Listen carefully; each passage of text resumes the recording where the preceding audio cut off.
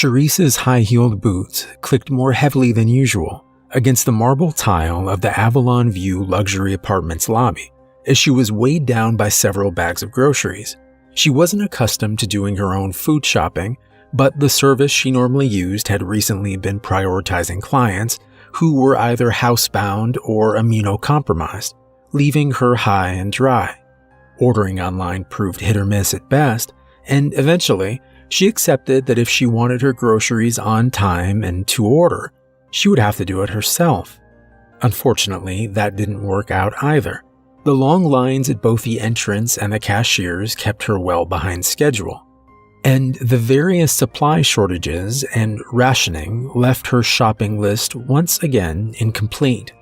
By the time she got back to her building, she was exhausted and frustrated, and solely hoped that the earlier maintenance to the elevators had been finished so she wouldn't have to drag her meager yet hard-won haul up 7 flights of stairs. Across the lobby, she spotted a single elevator with its doors opened with a golden artistic interior, a surprising upgrade from its faux wood paneling it had had before. Standing at its threshold was a smiling, handsome young man dressed in a deep crimson uniform with gold accents. He looked like a doorman or bellhop straight out of the 1920s, the only visible anachronism being a face shield clipped to the brim of his hat. He waved her over with a hand clad in an immaculate white glove, assuring her that the elevator was fully operational. "Evening, ma'am. Needing a lift? I'm James, and I'll be your lift attendant today," he greeted cheerfully. "Lift attendant?" Cherise asked with a bemused smirk. "Yes, ma'am. Mr. Chamberlain is employing us at all his properties now," James explained. "We eliminate public contact with the controls and enforce physical distancing while adding a bit of old-fashioned class and personal service to the experience. If you'll kindly take your place in one of the marked corners, ma'am, I can have you upstairs in a jiffy." Cherise stepped into the elevator, noting with no small amount of delight that it was illuminated by a miniature chandelier. 3 of its corners were each marked with unusually ornate silver decals, politely indicating where passengers should stand to maintain a safe distance from each other. "8th floor, please, James," she instructed, as she set her bags down on the floor around her.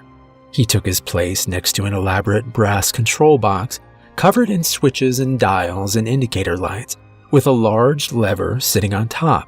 He flipped a few switches and turned a few knobs, and when he finally seemed satisfied, he pushed a button to close the doors. "Going up," he announced, pushing the lever forward and initiating a smooth ascent. "That's quite a contraption," Cherise commented, eyeing it with a hint of derision. "What's it need to be so complicated for?" "It's a bit of a kludge, ma'am. Tech from different eras all cobbled together, but it gets the job done," James replied while keeping his gaze focused intently on the readouts and blinking indicator lights dimly illuminating his unblinking eyes. "And here we are. Would you like some assistance carrying your bags to your suite?" Nowhere in the elevator did it actually say they were on the 8th floor, but when the door slid open, the hallway looked as familiar as ever, so she decided to trust his judgment. "Not tonight, James, thank you. Perhaps another time when I'm better prepared to receive company." She smiled subtly, picking up her bags and heading into the hall. "I look forward to seeing you around the building, young man." "The feeling's mutual, ma'am. You have yourself a fantastic evening," he beamed, tipping his hat as the door slid shut. Cherise rounded the corner and set the bags down again by what she thought was her door as she inserted her keys into the lock, only for the door to stubbornly refuse to open. She frowned, pulling out the key to make sure it was the correct one. When she saw that it was, she tried again, only for the door to remain locked. Had James dropped her off on the wrong floor after all? Her first thought was to check the room number. only to see that the small bronze placard beneath the peephole was completely blank. She furrowed her brow in confusion, turning her head to check the door across the hall. It, too, bore a completely black placard. It didn't make any sense. She wondered if it was some sort of maintenance error, or perhaps some petty spree of vandalism. But if her apartment key wouldn't work, that meant that she was either on the wrong floor or that the superintendent had changed the lock. Groaning in frustration, and with burdensome bags of groceries still in tow, she spun around to head back to the elevators in the hopes of finding out what floor she was on. When she turned the corner, she came to a dead stop, her frustration quickly morphing into fear at the impossible sight before her. Where the elevator lobby should have been, there was instead another hallway, a perfect duplicate of the hallway she had just come from, and a hallway that by all logic shouldn't have existed. Even if she was on the wrong floor, the hall would have to be stretching out onto Paladin Street, and elevators couldn't just disappear. Setting her groceries on the ground, she sprinted off down the hall to see what was on the other end. "Hello? Is anyone here? I think I'm lost," she shouted as she ran, knocking on doors as she went. Not only did she receive no response, but every room she went by was deathly quiet. She could hear no voices or electronic media or humming appliances in any of them, as if they were all completely vacant. When she reached the intersection at the end, what she found was another identical hallway with the same number of apartments with no address numbers on their doors. At the end of that was another hallway, and another, and another. And then she realized she hadn't yet returned to her groceries. The halls all joined at 90-degree angles, so logically there could be only 4. But logically the dimensions and location of the building wouldn't permit such a layout in the first place. She immediately began to backtrack, and sure enough, once she had gone back 5 halls, she found her groceries sitting exactly where she had left them. She reached into her purse to grab her phone, only to find that it had no Wi-Fi and no network connection. She dialed 911 again and again, but never got a signal. As the dread in her stomach slowly grew, and she felt a sudden spell of vertigo start to set in, she chose to sit down before she fell down.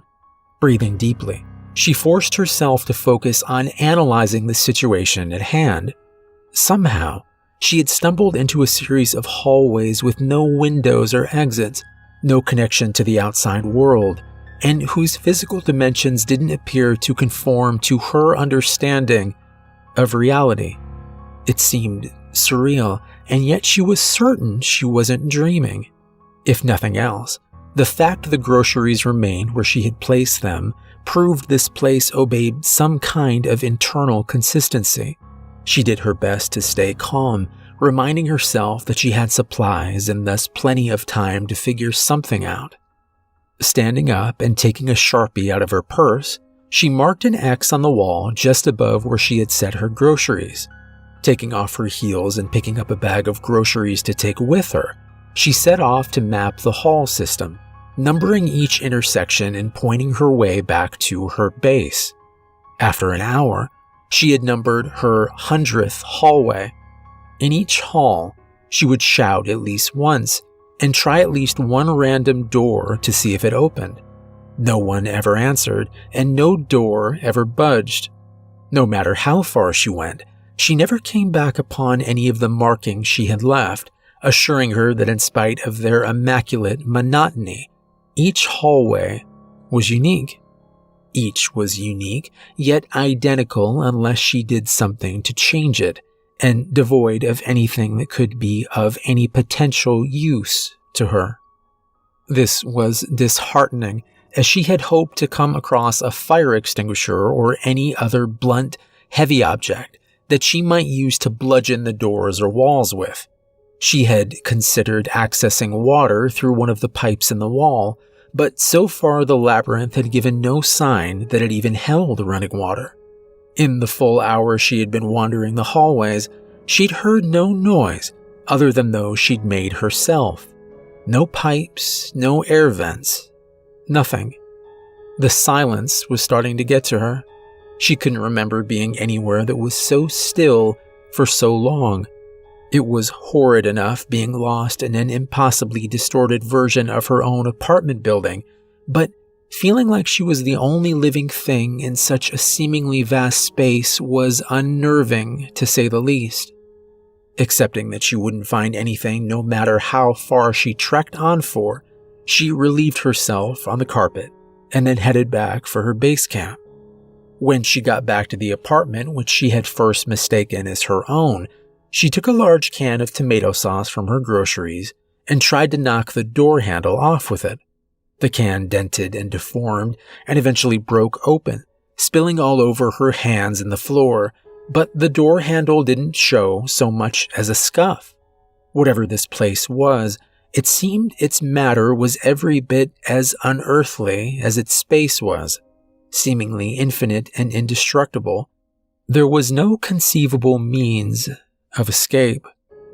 Cleaning off her hands as best she could with the material she had, she moved her base camp down far enough so that she couldn't smell the tomato sauce, even though she could still smell it on herself, and did her best to sleep on the floor.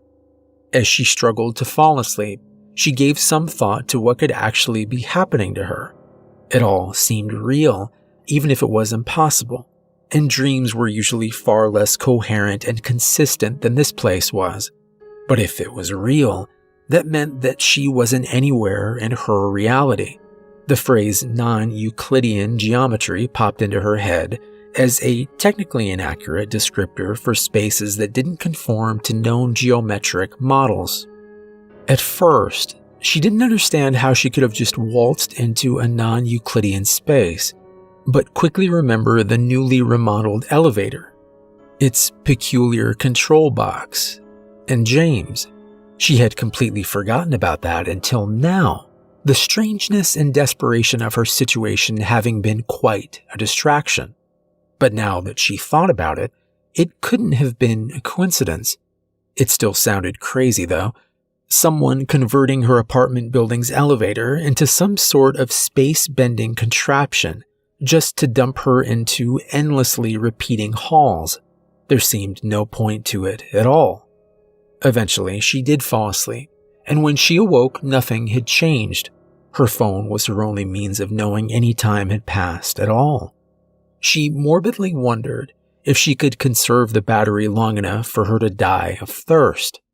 After eating some of her perishable groceries, she set off to explore in the opposite direction as she had the following day.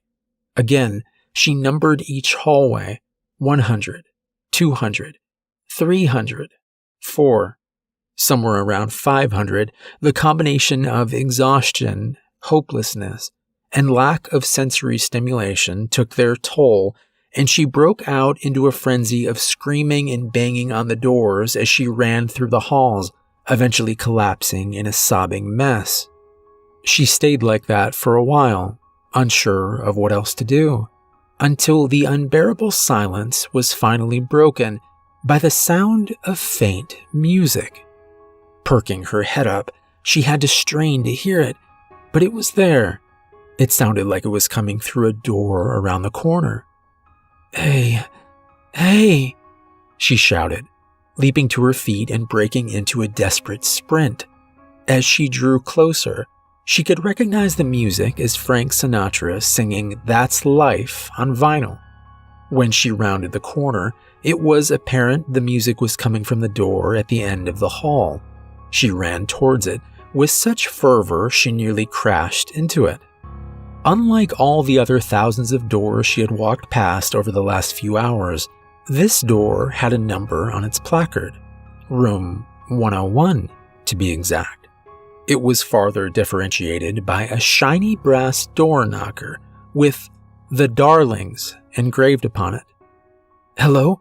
Hello?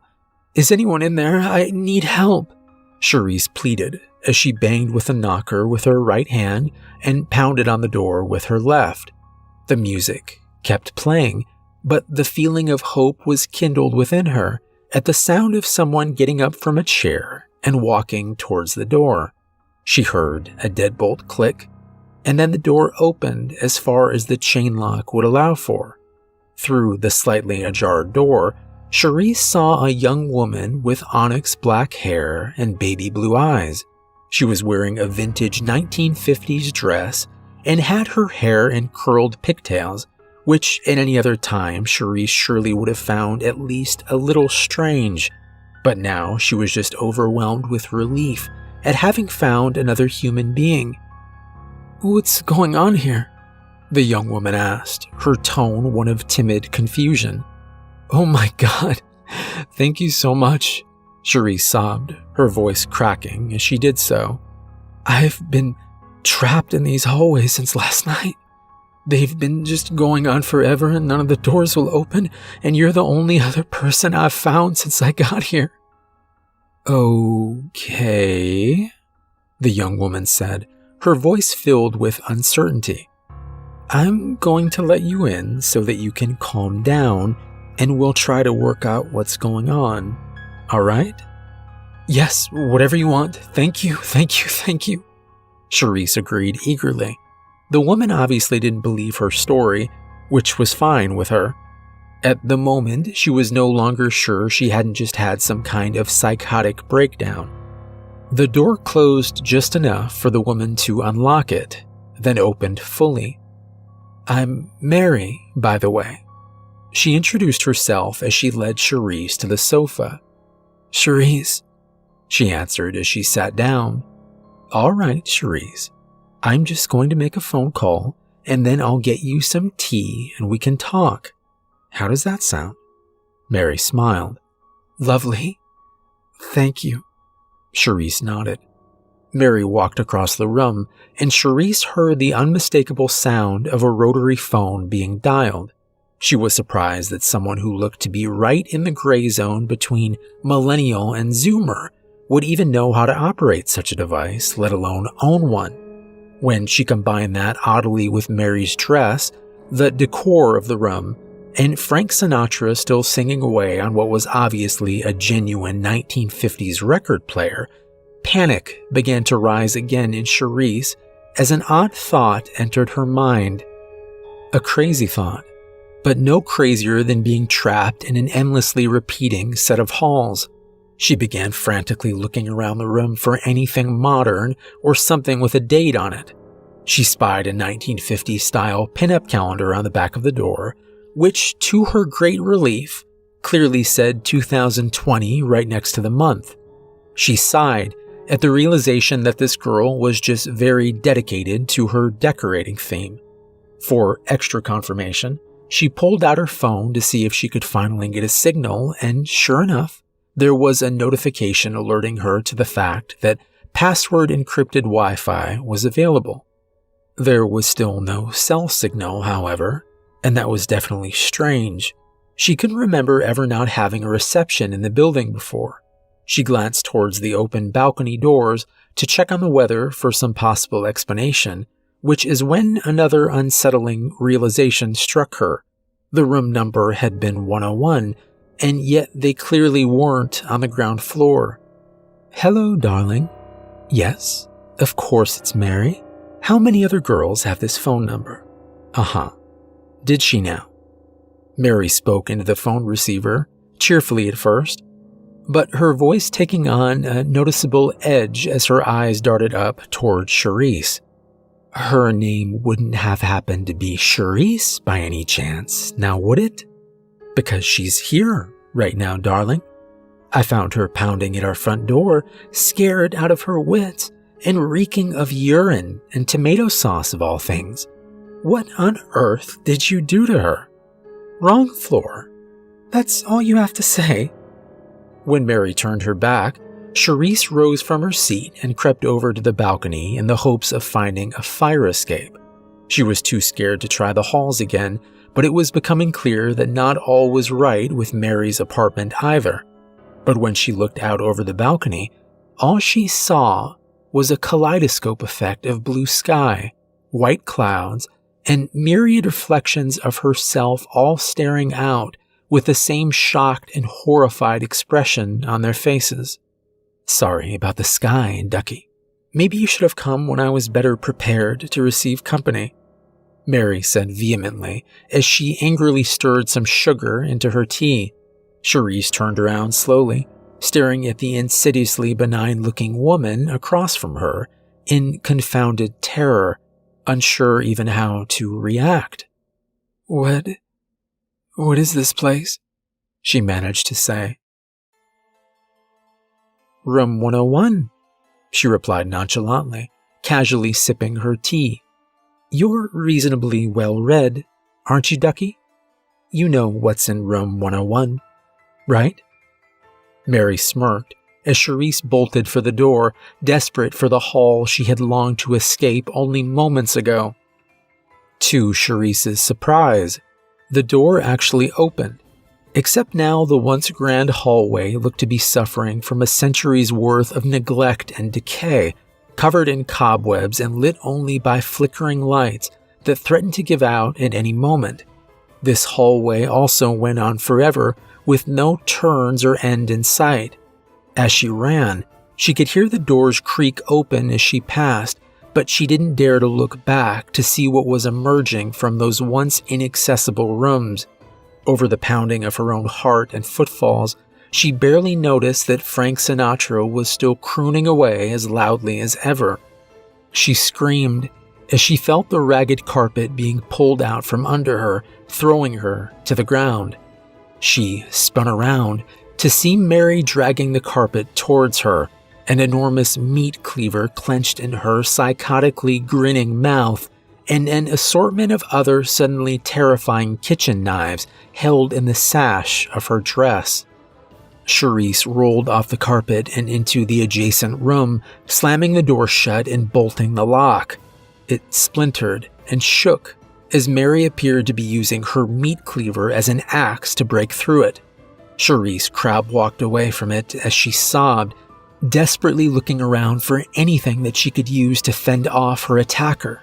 She shrieked when she realized she was right in front of a rotting skeleton slumped up against the wall, a handgun pointed at its chin, and a large exit wound at the top of its skull.